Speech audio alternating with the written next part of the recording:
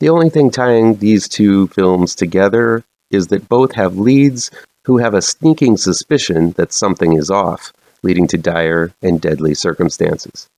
Watcher is a wonderfully crafted thriller in the vein of Hitchcock.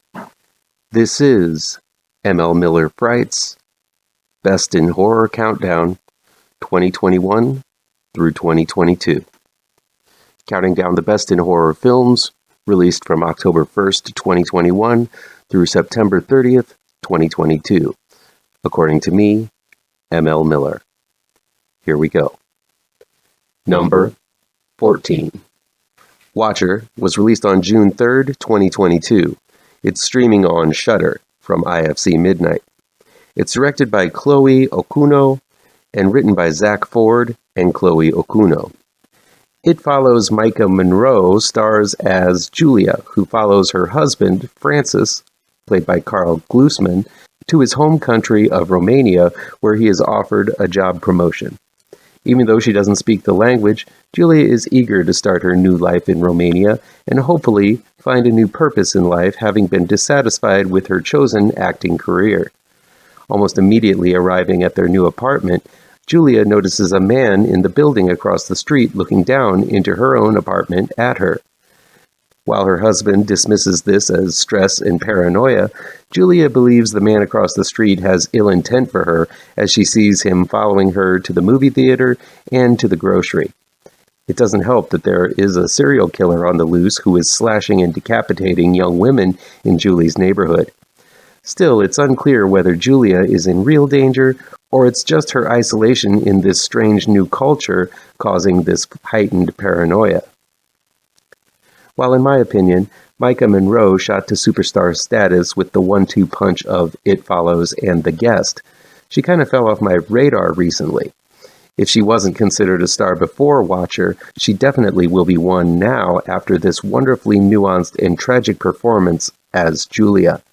Monroe has a unique mystique to her, a beauty that is quite classical, but still has an edge that allows her to fit into the dark worlds she's chosen to enter in her film career. While she's playing a somewhat cliché role as the hysterical woman no one believes, there is still something unique about the way she looks and acts. Now, if you look through this video, you'll see a lot of shots of Monroe looking forlorn, and she does that look well and often in Watcher. But she's also able to convey an every-girl-like ability that most stunners, such as she, are hard to achieve. We experience every moment of Watcher through Monroe's radiant eyes, and it makes the experience feel taboo and dangerous. This is because just as Julie is being stalked by a voyeur across the street, Julie is just as much a voyeur herself. She's immediately drawn to the window as soon as she enters. She finds herself zoning out in front of the window in the dark, looking into the windows across the street. The only reason she noticed she is being watched is because she herself was so enwrapped with people watching the world outside of her window. Later in the film, Julia begins stalking her peeping neighbor. She follows him all over the city, trying to find out details about him, and there's a wonderful moment in the film where the tables are turned, and you begin to wonder who is harassing who here. While Julie is the sympathetic character we've been voyeuristically watching, there are moments where director Chloe Okuno really makes you wonder if she's a reliable protagonist or not. It's a deft sleight of hand that occurs about midway through that flips the script wonderfully. Okuno directed a film called Slut, which I haven't seen, and the first sequence with the Rat God in VHS 94, which I have. While the VHS segment really didn't impress me much, Okuno really shines by soaking in the beautiful yet cold and distant atmosphere of the streets of Romania. She surrounds Julia with foreign-speaking people and never uses subtitles to isolate the viewer as well as Julia from what is being said around her. It's a wonderful detail that heightens the sense of paranoia and isolation as Julia attempts to acclimate to this very different culture. In many ways, Watcher feels like a conspiracy-laden feature by Polanski, especially with the chilly street scenes and Julia's portrayal of a stranger in a strange land surrounded by people who may or may not have ill intent for her. At the same time, there is a wonderful retro sense to Watcher, reminiscent of the sultry thrillers of the 90s like Basic Instinct, Fatal Attraction, and the million-and-one Skinamax thrillers, most of them starring Billy Zane. While it lacks the eroticism of films from that era, there's a definite air of perversion that accompanies this story about people watching people. Monroe's classic good looks also lends to the feel that this is a movie made not from this era. Watcher's not perfect. While I appreciate the ballsiness of the ending that doesn't shy away from blood and gore, I do think that it lacks some basic overall qualities that makes for a good mystery. There really are only a few speaking parts in Watcher, leaving the list of suspects of who the killer is very small.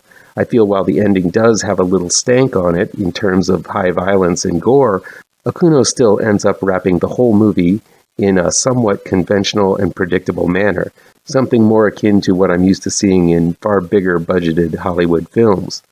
That said, the levels of paranoia and suspicion couldn't be better achieved or any higher.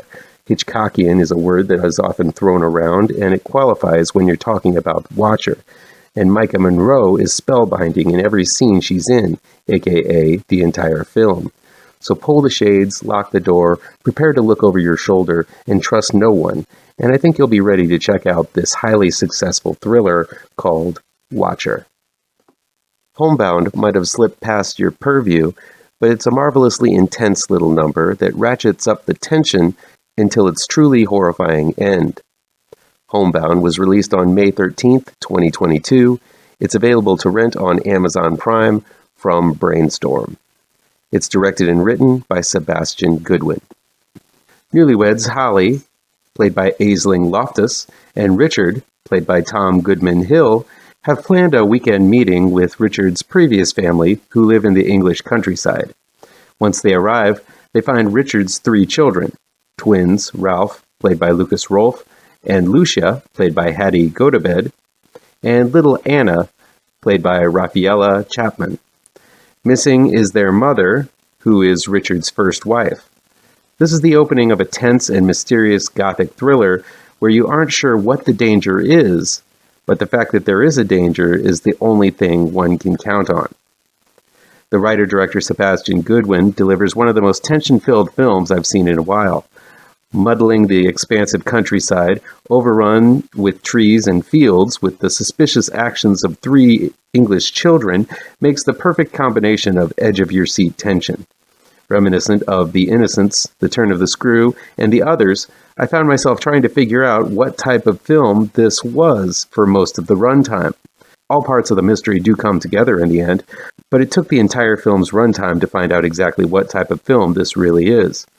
What it is a masterclass in how to build anticipation and mystery, presenting all types of ominous clues and suspicious characters, but waiting until the very last second to piece them all together.